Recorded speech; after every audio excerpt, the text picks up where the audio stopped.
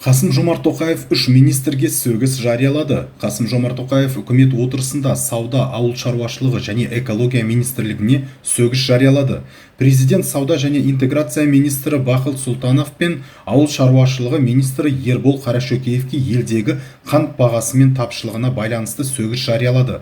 Ауыл шаруашылығы министрлігі қант қызылшасының үлесін 2026 жылға қарай 6 есеге 7-ден 43%-ға дейін өсірмекші.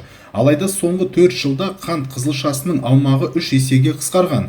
Біз қазір қант импортына 90%-ға тәуелдіміз. Мұнда Евразия экономикалық одағының шешіміне сілтеуге болады. Дегенмен қандай жағдай болмасын, бұл үкіметтің үлкен қателігі. Демек, біз мемлекет мүддесін қорғай алмадық. Сондықтан министрлер Бақыт Смағұлов пен Ербол Қарашөкеевке сөгіс жариялаймын дейді президент. Ал экология министрі Серікқали Прекешевке киіктерді атуға қатысты асығыс шешім қабылдағаны үшін сынға алып сөгіс жариялады.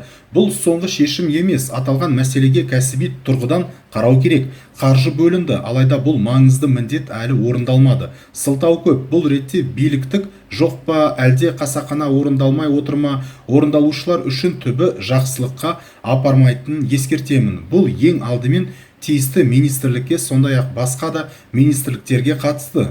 Министрге сөгіс жариялаймын дейді Тоқаев үкімет отырысында. Сонымен қатар президент цифрлық даму, инновациялар және аэроғарыш өнеркәсібі министрі Бағдат Мусинге ескерту жасады. Мемлекет басшысы министрдің ұлттық деректер банкін құру жөніндегі жұмысына қанағаттанбайтынын айтты. Ол үкіметтен ұлттық деректер банкін құру жұмысын созбалаңға салу себебін баяндауды сұрады.